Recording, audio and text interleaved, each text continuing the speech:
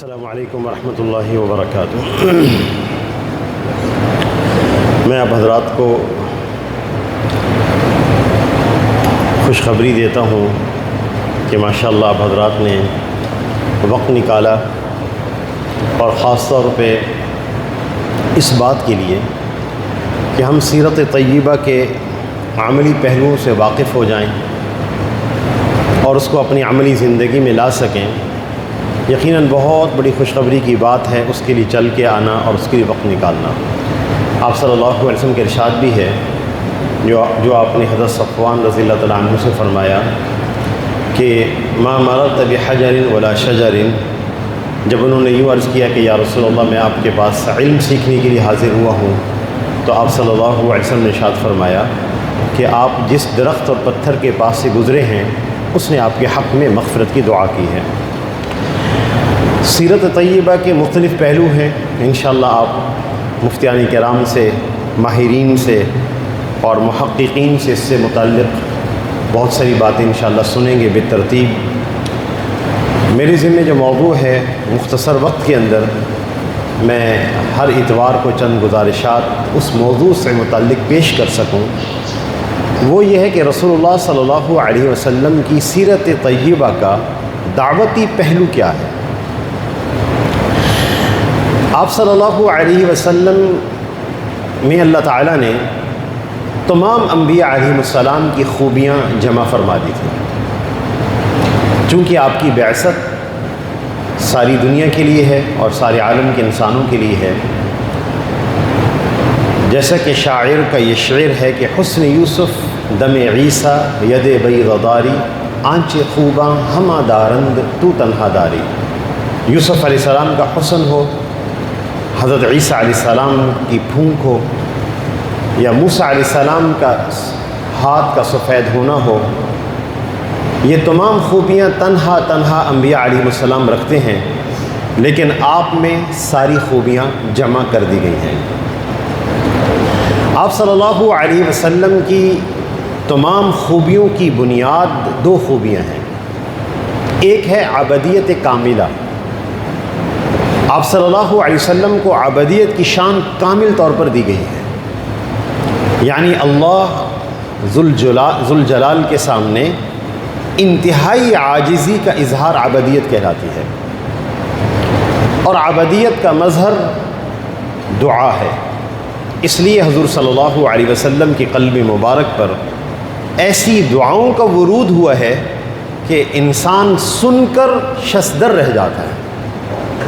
مولانا منظور احمد صاحب نعمانی رحمہ اللہ فرماتے ہیں کہ بعض دفعہ غیر مسلم لوگوں سے بات کرنے کا موقع ملا، ان کو دعوت اسلام دینے کا موقع ملا، تو غیر مسلموں کو جیسے بہت سارے اشکالات ہوتے ہیں، اور اکثر ان سے مطالبہ کرتے ہیں کہ آپ ان کا کوئی معجزہ ہمیں دکھائیں۔ مولانا فرماتے ہیں کہ میں نے ان کے سامنے حضور صلی اللہ علیہ وسلم کی بعض دعاؤں کا ترجمہ ذکر کیا، وہ سن کر ششدر رہ گئے، کہنے لگے ایسی دعا وہی مانگ سکتا ہے جو ایک رب کی عظمت اور جلالت سے بخوبی واقف ہو۔ تو رسول اللہ صلی اللہ علیہ وسلم کی دعائیں معجزات میں سے ہیں۔ اور دوسری شان جو نبی صلی اللہ علیہ وسلم کے اندر ہے وہ ہے نبوت کاملہ۔ آپ صلی اللہ علیہ وسلم پر نبوت مکمل کر دی گئی ہے، اور نبوت اپنے تمام اوصاف کے ساتھ مکمل ہوئی ہے، جیسا کہ اللہ تعالیٰ کا ارشاد ہے الیوم اکملت لکم دینکم، آج ہم نے دین مکمل کر دیا، واتممت علیکم نعمتی، اور میں نے اپنی نعمت کو آپ پہ پورا کر دیا، ورضیت لکم الاسلام دینا، اور میں تم سے راضی ہوں صرف اسلام، مذہب اسلام اور دین کے اختیار کرنے پر۔ اور یہ آیت میدان عرفہ میں نازل ہوئی، تو نبوت کامل کر دی گئی، نبوت ایک کاملہ دے دی گئی۔ آپ صلی اللہ علیہ وسلم کے بعد اس لیے کوئی نبی نہیں آئیں گے۔ نبوت کاملہ کا جو مظہر ہے، اظہار کی جگہ، وہ دعوت ہے۔ جب کوئی نبی نہیں آئیں گے تو پھر دین اگلی نسلوں تک، آنے والے انسانوں تک اور پورے عالم کے انسانوں تک کیسے پہنچے گا؟ اس کا راستہ دعوت ہے۔ آپ صلی اللہ علیہ وسلم کے شان میں یہ قرآن کی یہ آیت نازل ہوئی، وَمَا أَرْسَلْنَاكَ إِلَّا كَافَةً لِلنَّاسِ بَشِيرًا وَنَذِيرًا، ہم نے تمام لوگوں کی طرف آپ کو مبعوث کیا ہے، چاہے وہ انسان ہو، چاہے وہ جن ہو، خواص ہو، عامۃ المؤمنین ہو، مرد ہوں، عورتیں ہوں، آپ کے زمانے کے لوگ ہوں یا آپ کے بعد میں آنے والے لوگ ہوں، آپ سبھی کی طرف مبعوث ہیں۔ آپ صلی اللہ علیہ وسلم کی بعثت جنات کی طرف بھی ہے۔ جب حضور صلی اللہ علیہ وسلم سفر طائف سے واپس تشریف لا رہے تھے اور آپ صلی اللہ علیہ وسلم کو طائف والوں نے بہت دکھ پہنچایا تھا، آپ بطن نخلہ پہ جب پہنچے، فجر کی نماز کا وقت تھا، آپ نے فجر کی نماز پڑھائی، آپ اس میں قرآن پاک کی تلاوت فرما رہے تھے کہ جنات کی ایک جماعت کا وہاں سے گزر ہوا، وہ وہاں ٹھہر گئے۔ ان کی کیفیت کو اللہ تعالیٰ نے سورۃ الاحقاف میں بیان کیا، وَإِذْ صَرَفْنَا إِلَيْكَ نَفَرًا مِنَ الْجِنِّ، جب ہم نے جنات کے ایک گروہ کو آپ کی طرف بھیجا، یستمعون القرآن، تاکہ وہ قرآن سنیں، فلما حضروه، جب وہ جنات آئے، جب انہوں نے قرآن سننا شروع کیا تو کہنے لگے انصتوا، خاموش ہو جاؤ، اس ارشاد باری کو خاموش ہو کے سنو۔ اور جب اپنی قوم کی طرف واپس پلٹے تو سارے کے سارے اپنی قوم کو ڈرانے والے تھے۔ پھر انہوں نے اپنی قوم سے جا کر خطاب کیا، یا قومنا، اے ہماری قوم، ہم ایک ایسی بات سن کے آ رہے ہیں جو موسیٰ علیہ السلام پر نازل ہوئی ہے۔ یا قومنا اجیبوا داعی اللہ، اے ہماری قوم، تم اللہ کی داعی کی بات کو قبول کرو، وآمنوا بہ، اور ایمان لے آؤ، یغفر لکم من ذنوبکم، اللہ تمہارے گناہوں کو معاف کر دیں گے، ویجرکم من عذاب علیم، اور اللہ تعالیٰ دردناک عذاب سے نجات دے دیں گے۔ ومن لا یجب، اور جو اس داعی کی بات کو نہیں مانے گا تو یاد رکھو، فلیس بمعجز فی الارض، اللہ کو اس دنیا میں کوئی ہرانے والا نہیں ہے، وہ سب کا مواخذہ کر لے گا، لہٰذا ہمیں اللہ کی داعی کی بات پر ایمان لانا ہے۔ پھر جنات حضور صلی اللہ علیہ وسلم کے پاس تعلیم کے لیے آتے رہے، آپ ان کو تبلیغ فرماتے، ان کو تعلیم دیتے، جس کا ذکر سورۃ الجن میں ہے۔ تو جس رات جنات کا آنا ہوا ہے وہ لیلۃ الجن کہلاتی ہے۔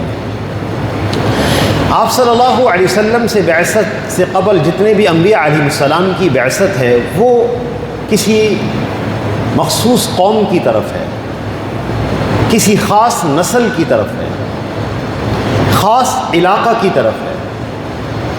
جیسا کہ حضرت موسیٰ علیہ السلام کی بعثت بنی اسرائیل کی طرف ہے، اور ان کے مذہب کے ماننے والے یہود کہلاتے ہیں، اور یہ ایک نسلی مذہب ہے۔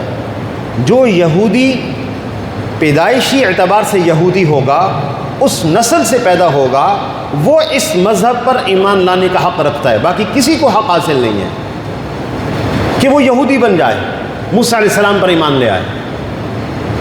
اور عیسائیت، اچھا اسی طرح وثنیت، یہ ہندوستان والوں کا مذہب ہے، بتوں کے پجاری ہیں، یہ ایک وطنی مذہب ہے جو اس وطن کے ساتھ خاص ہے، لہذا اس مذہب کی بھی کوئی دعوت نہیں ہے۔ رہ جاتے ہیں نصارہ اور عیسائی۔ حضرت عیسیٰ علیہ السلام بھی بنو اسرائیل میں مبعوث ہوئے، اور وہ ان کے بارے میں ان کی کتابوں میں لکھا ہے کہ میں تو بنی اسرائیل کی بھیڑوں کے لیے مبعوث ہوا ہوں۔ ایک خاتون ان سے مسئلہ پوچھنے کے لیے آئی، بارہا دریافت کی، حضرت عیسیٰ علیہ السلام خاموش رہے، فرمایا میں تو صرف بنی اسرائیل کی بھیڑوں کے لیے خاص کیا گیا ہوں، ان کی طرف مبعوث ہوں۔ لہٰذا یہ عیسائیت کے لوگ جو تبلیغ کرتے ہیں یہ اپنے نبی کی دعوت کے خلاف کرتے ہیں۔ حضرت عیسیٰ علیہ السلام ساری انسانیت کے لیے مبعوث نہیں ہیں، صرف بنی اسرائیل کے لیے۔ اور پھر وقت گزرنے کے ساتھ تمام نبوتیں مسخ ہوئیں، اور سب سے آخر میں آپ صلی اللہ علیہ وسلم تشریف لائے۔ آپ صلی اللہ علیہ وسلم چونکہ سارے عالم کے لیے نبی ہیں، تمام بادشاہوں کے لیے، عامت الناس، عامت المؤمنین کے لیے، آپ مردوں کے لیے، عورتوں کے لیے، بچوں کے لیے، سب کے لیے نبی ہیں۔ اسی وجہ سے حضور صلی اللہ علیہ وسلم کی نبوت کا دائرہ یا آپ کی دعوت کا دائرہ وہ 4 دائروں میں تقسیم ہوتا ہے۔ پہلا دائرہ ہے آپ کے اپنے گھر والے اور آپ کے اہل و عیال، جس کے بارے میں قرآن پاک میں ہے یا ایھا الذین آمنوا قوا انفسکم واہلیکم نارا، اے ایمان والو اپنے آپ کو اور اپنے گھر والوں کو جہنم کی آگ سے بچاؤ۔ دوسرا دائرہ وہ رشتہ دار ہیں، جس کے بارے میں ارشاد باری تعالی ہے وَأَنذِرْ عَشِيرَتَكَ الْأَقْرَبِينَ، اپنے قریبی رشتہ داروں کو ڈرائیے۔ تیسرا دائرہ وہ مکۃ المکرمہ اور اس کے آس پاس کی بستیاں ہیں، جیسے کہ اللہ تعالیٰ کے ارشاد ہے لِتُنذِرَ أُمَّ الْقُرَىٰ وَمَنْ حَوْلَهَا، آپ اہل مکہ کو ڈرائیں اور اہل مکہ کے آس پاس کی جو بستی ہیں ان کو بھی ڈرائیں۔ چوتھا دائرہ جو ہے وہ دنیا بھر کے سارے انسان ہیں اور سارا عالم ہے، جیسا کہ اللہ تعالیٰ کے ارشاد ہے تبارک الذی نزل الفرقان علی عبدہ لیکون للعالمین نذیرا، ہم نے آپ کو سارے جہانوں کے لیے ڈرانے والا بنایا ہے۔ لہذا قیامت تک جتنے بھی زمانے آئیں گے ان تمام زمانوں کے لیے رسول اللہ صلی اللہ علیہ وسلم کی دعوت تعلیم بھی ہے، سبق بھی ہے کہ ہم نے تمام جہانوں کے اندر کس طرح لوگوں کو اللہ کی طرف بلانا ہے۔ آپ صلی اللہ علیہ وسلم کو انسانیت کی نفسیات کا بہت بڑا علم عطا کیا گیا تھا۔ آپ مزاج مذاق کی رعایت کر کے دعوت دیتے تھے۔ میں صرف مختصر کوشش کروں گا 3 واقعات پیش کر دوں، پھر اگلے مرحلہ میں دعوت کے جو مختلف پہلو ہیں وہ آپ کے سامنے لاتا رہوں، جو میری زندگی کے لیے میرے لیے تعلیم ہو کہ میں اپنے اہل و عیال کے اندر، اپنے بچوں کے اندر، اپنے اقربا کے اندر، اپنے خاندان میں، اپنے اہل محلہ میں اور دنیا بھر کے انسانوں سے آج کل ہم ان آلات کے ذریعے سے مخاطب ہیں، کیسے ہم ان کو صحیح طور پر دعوت دے سکیں، اس کے اصول اور اسلوب کیا ہوتے ہیں۔ میں صرف 3 واقعات پیش کرنا چاہوں گا۔ آپ صلی اللہ علیہ وسلم کی 3 واقعات کے اندر دعوت کے ایک عجیب پہلو ہیں جو آپ نے ان لوگوں کی مزاج اور مذاق کی رعایت کرتے ہوئے فرمائے۔ قریش مکہ آپ کے چچا ابو طالب کے پاس آئے اور کہنے لگے کہ رسول اللہ صلی اللہ علیہ وسلم کے بارے میں کہ یشتم آلہتنا ویقول ویقول ویفعل ویفعل، یہ ہمارے بتوں کو برا بھلا کہتے ہیں، حالانکہ نبی صلی اللہ علیہ وسلم بتوں کو برا بھلا نہیں فرماتے تھے، نہیں کہتے تھے، دلیل سے یہ ضرور فرماتے تھے کہ یہ نفع نقصان کے مالک نہیں ہیں، یہ معبود بننے کے مالک نہیں، معبود بننے کی حیثیت نہیں رکھتے، یہ معبود نہیں ہے، دلیل سے نفی فرماتے تھے اس بات کی، لیکن ان کے بتوں کو برا بھلا نہیں کہتے تھے، لیکن انہوں نے اس بات کو برا بھلا کہنے سے تعبیر کیا۔ آپ کے چچا ابو طالب نے آپ کو بلایا، آپ تشریف لائے، تو آپ کے چچا کے پاس ہی ایک جگہ تھی بیٹھنے کی، تو ابو جہل وہاں جا کر بیٹھ گیا کہ رسول اللہ صلی اللہ علیہ وسلم ساتھ نہ بیٹھے، کہیں آپ کا چچا کا دل آپ کی طرف مائل نہ ہو جائے۔ آپ صلی اللہ علیہ وسلم کو دروازے کے پاس جگہ ملی، آپ وہیں بیٹھ گئے۔ آپ کے چچا آپ سے مخاطب ہوئے، فرمانے لگے یا ابن عمی، میرے بھتیجے، یہ کہہ رہے ہیں کہ آپ ان کے بتوں کو برا بھلا کہتے ہیں، وَيَفْعَلُ وَيَفْعَلُ وَيَقُولُ وَيَقُولُ، اور یہ باتیں کہتے ہیں اور اس طرح کرتے بھی ہیں آپ صلی اللہ علیہ وسلم نے پورے اطمینان کے ساتھ ایک جملہ ارشاد فرمایا۔ آپ نے ارشاد فرمایا یا عمی انما اریدہم علی کلمۃ، چچا جان میں ان کو ایک بات کی طرف دعوت دیتا ہوں، ایک کلمہ کی طرف بلاتا ہوں۔ آپ صلی اللہ علیہ وسلم نے یہ دعوت صرف انہی کو دی ہے، ان کے علاوہ کسی کو نہیں دی، کیونکہ آپ صلی اللہ علیہ وسلم جانتے تھے کہ ان کے مزاج میں یہ بات ہے کہ یہ سرداری اور سیادت قیادت چاہتے ہیں۔ تو آپ نے فرمایا انما اریدہم علی کلمۃ، میں ایک ایسے کلمہ کی طرف دعوت دیتا ہوں اگر یہ مان لیں تدین لہم بہل عرب، سارا عرب ان کا مطیع ہو جائے گا، وتؤدی الیہم العجم الجزیۃ، اور سارا عجم ان کو جزیہ ٹیکس دے گا۔ اب ان کی اندر کی خواہش کے مطابق بات تھی، کہنے لگے نعم وابیک عشرا، ایک کلمہ نہیں، تیرے باپ کی قسم 10 کلمے پڑھنے کے لیے تیار ہے۔ کون سے ہے وہ؟ کون سا وہ کلمہ ہے؟ آپ نے فرمایا وہ کلمہ ہے لا الہ الا اللہ۔ اتنی بات فرمانی تھی تو قرآن پاک میں ان کی کیفیت بیان کی گئی، وانطلق الملأ منہم، کھڑے ہو گئے اپنا دامن جھاڑ کر، کہنے لگے ان امشوا واصبروا علی آلہتکم، چلو یہاں سے اپنے خداؤں پر ہی جمے رہو، ان ھذا لشیء یراد، اس بات کے پیچھے کوئی اور ارادے ہیں، یہ اقتدار چاہتے ہیں۔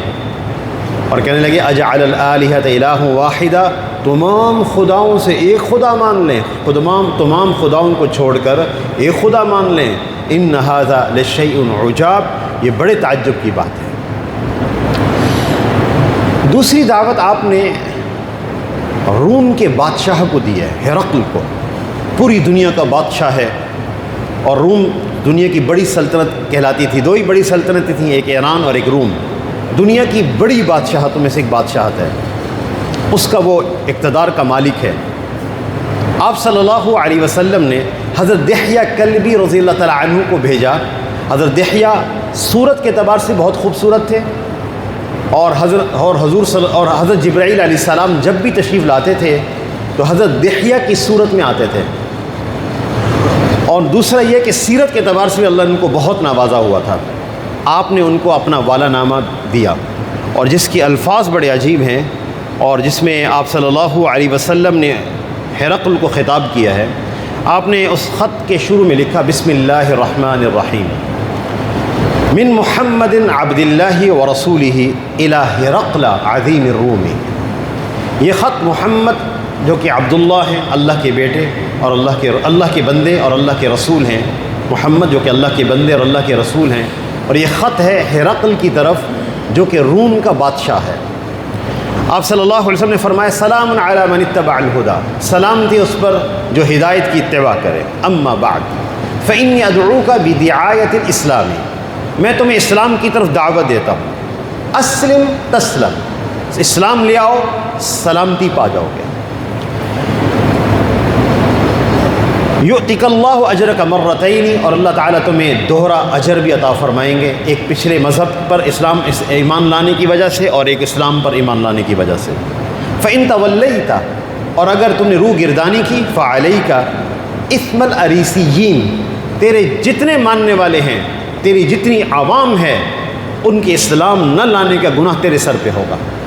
پھر آپ نے یہ قرآن کی آیت تلاوت فرمائی، قل یا اہل الکتاب تعالوا الی کلمۃ سواء بیننا وبینکم، اے اہل کتاب آؤ ایسی بات کی طرف جو ہمارے اور تمہارے درمیان مشترک ہے، اور وہ کیا ہے؟ اللہ نعبد الا اللہ، ہم اللہ کے علاوہ کسی کی عبادت نہیں کرتے، ولا نشرک بہ شیئا، کسی کو شریک نہیں ٹھہراتے، ولا یتخذ بعضنا بعضا اربابا من دون اللہ، خدا کے علاوہ کسی کو ہم اور معبود نہیں بناتے۔ فإن تولوا، اگر تم پھر بھی نہ مانو، فقولوا اشہدوا، پھر تم گواہ رہو کہ بأننا مسلمون، ہم اسلام والے ہیں، ہم اسلام لانے والے ہیں، ہم مسلمان ہیں۔ آپ صلی اللہ علیہ وسلم نے ایسی بنیادی باتوں کی طرف دعوت دی ہے کہ جس میں ہم اور وہ مشترک ہیں۔ ہرقل یہ والا نامہ سن کر بڑا متاثر ہوا، قریب تھا کہ ہرقل اسلام لے آتا، جس کو ہرکلیس کہتے ہیں، قریب تھا کہ ہرقل یعنی قیصر روم جو اس کا لقب ہے اسلام لے آتا، لیکن صرف اور صرف اپنی عوام اور اپنے ماننے والے لوگوں کی وجہ سے وہ اسلام نہیں لایا۔ اور تیسرا واقعہ میں سنا کے آپ سے اجازت چاہوں کہ آپ صلی اللہ علیہ وسلم کے دعوت کے صرف چند پہلو اور نمونے آپ کے سامنے لانا چاہ رہا تھا۔ آپ صلی اللہ علیہ وسلم جب ہجرت فرما کر تشریف لے گئے اور مدینۃ المنورہ سے، مکۃ المکرمہ سے مدینۃ المنورہ کی طرف، تو مدینۃ المنورہ میں داخل ہونے سے پہلے بہت سارے لوگوں نے آپ صلی اللہ علیہ وسلم کو گھیرا ہے، جن میں سراقہ بن مالک بھی ہیں، انعام کی لالچ میں، اور ان میں ایک بریدہ اسلمی بھی ہیں جنہوں نے حضور صلی اللہ علیہ وسلم کو 70 سواروں کے ساتھ گھیرا ہے کہ انعام مل جائے گا، ایک ایک فرد پر 200 اونٹ کا انعام تھا۔ बुरैदा जब करीब आए तो अबू बकर सिद्दीक़ रज़ी अल्लाह तआला अन्हु घबराए। आपने फरमाया ला तहज़न, गम न करो, इन्नल्लाह मअना, अल्लाह हमारे साथ है। जब बुरैदा करीब पहुँचे और आप सल्लल्लाहु अलैहि वसल्लम और अबू बकर सिद्दीक़ रज़ी अल्लाह तआला अन्हु को घेरे में ले लिया, जब करीब आए तो आपने फरमाया मन अंत, कौन है आप? कहने लगे बुरैदा। बुरैदा बर्दुन से है, इसका माना होता ठंडक अरबी में। आप सल्लल्लाहु अलैहि वसल्लम अबू बकर सिद्दीक़ रज़ी अल्लाह तआला अन्हु की तरफ मुल्तफ़त हुए और बतौर तफ़ाउल के फरमाया बरद अमरुना, हमारा मामला ठंडा हो गया। आपने फरमाया मिन अय्यिन, किस कबीले के हो? कहने लगे मिन बनी असलम, मैं कबीला असलम से हूँ। असलम सलामती से है। आपने फरमाया सलिमना व नजा, हम तो सलामती पा गए हैं और नजात भी पा गए हैं। फिर आपने फरमाया कि असलम की किस शाख से हो? कहने लगे मैं मिन बनी सहमिन, मैं बनु सहम में से हूँ। सहम अरबी में हिस्सा को कहते हैं। आप सल्लल्लाहु अलैहि वसल्लम ने फरमाया खरज सहमु का फिल इस्लामी, तेरा हिस्सा इस्लाम में निकल आया है। वो कहने लगे मन अंत, आप कौन हैं? आपने फरमाया अना मुहम्मद इब्न अब्दिल्लाह व रसूलिल्लाह, मैं मुहम्मद अल्लाह का बंदा और अल्लाह का रसूल हूँ और इब्न अब्दिल्लाह और अब्दुल्लाह का बेटा हूँ। ये सुनकर बुरैदा ने कहा अशहदु अल्ला इलाहा इल्लल्लाह व अन्नका रसूलुल्लाह। बुरैदा इस मौका पर 70 सवारों समेत इस्लाम में दाखिल हुए और आप सल्लल्लाहु अलैहि वसल्लम से कहने लगे या रसूलल्लाह, जब आप तशरीफ़ लाएँ तो आपके सामने हमें इस्तक़बाल में होना चाहिए और हम अलम के साथ इस्तक़बाल करेंगे। आप हमें कोई अलम इनायत कर दीजिए। तो आप सल्लल्लाहु अलैहि वसल्लम ने अपना इमामा खोल कर दिया जो उन्होंने नेज़े पर बांधा, और जब आप सल्लल्लाहु अलैहि वसल्लम मदीनतुल मुनव्वरा दाखिल हुए तो इस्तक़बाल में मौजूद थे। मुलूक को कैसे दावत दी, बादशाहों को, और उसके उसलूब क्या थे। मैंने सिर्फ वाक़या नकल किया, उस वाक़े के में उसलूब क्या था, इस्तिंबात क्या है, जुज़इयात क्या हैं। एक आदमी दुश्मन है, उसको किस अंदाज से बुलाया गया, और जो सियादत चाहते हैं, सरदारी चाहते हैं, उनको किस अंदाज से दावत दी गई कि ऐसे अंदाज से दावत दी गई कि उनके लिए तमाम राहें मसदूद कर दी गई, बंद कर दी गई। सिर्फ एक ही चीज़ इनकार पे मजबूर कर सकती थी, वो ज़िद और इनाद था।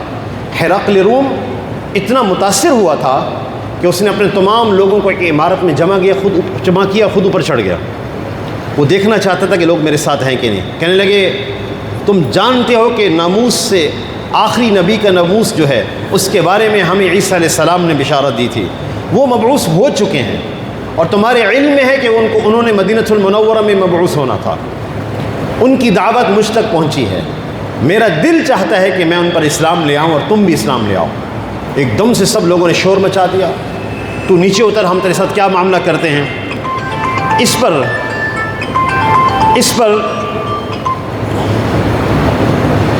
हिरक़्ल ने कहा मेरा मकसद ये नहीं था, मैं तुम्हारा इम्तिहान लेना चाहता था कि तुम मेरे साथ हो या नहीं, बस तुम ईसाईयत पर जमे रहो, मैं तुम्हारे साथ हूँ, बस ये सबब बना है। वगरना वो पूरी सल्तनत सब की सब इस्लाम में दाखिल हो जाती। और आज जो ईसाईयत का मंज़र हम इन ममालिक में देखते हैं, ये मंज़र ना होता।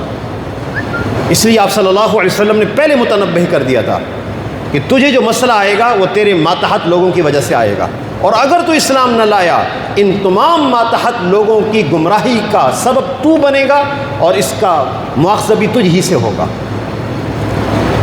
तो आप सल्लल्लाहु अलैहि वसल्लम की दावत के वो एजाज़ाना पहलू हैं कि मानने वालों के लिए या सुनने वालों के लिए कोई राह नहीं रह जाता था सिवाय एक रास्ता कि ज़िद और इनाद पर आके इनकार कर दें, वगरना मानने के लिए कोई राह बाकी नहीं रहता था इल्ला यह कि वो तस्लीम करें और ईमान ले आएँ। ये वो दलील की खूबी, ये वो मुअजिज़ाना शान है। अगर हम नबी सल्लल्लाहु अलैहि वसल्लम के इन दावती पहलुओं को अपने सामने लाते रहें, मुताला भी करते रहें, तहक़ीक़ भी करते रहें, बहुत सारी बातें ऐसी सामने खुल कर आएंगी जो इस मौजूदा ज़माने में हैं। हम क्या उसलूब इख्तियार करें दावत का। हम इस आने वाले इन मौजूदा हालात में फ़ितनों का सामना कर रहे हैं, और वो फ़ितने जो हमारी औलाद की तरफ, हमारे बच्चों की तरफ, अहल अयाल की तरफ, हमारी तरफ बढ़े चले आ रहे हैं, उस फ़ितनों के अंदर ہم کس طرح اس دعوت کے نظام کو قائم کر سکیں اور اس ماحول کو بدل سکیں۔ میری کوشش ہوگی کہ میں مزید باتیں بھی اسی عنوان سے، اسی پہلو سے آپ کے سامنے لاتا رہوں۔ اللہ تعالیٰ سے دعا ہے کہ اللہ ہم سب کو عمل کی توفیق عطا فرمائے۔ وآخر دعوانا ان الحمد للہ رب العالمین۔ جزاکم اللہ خیر۔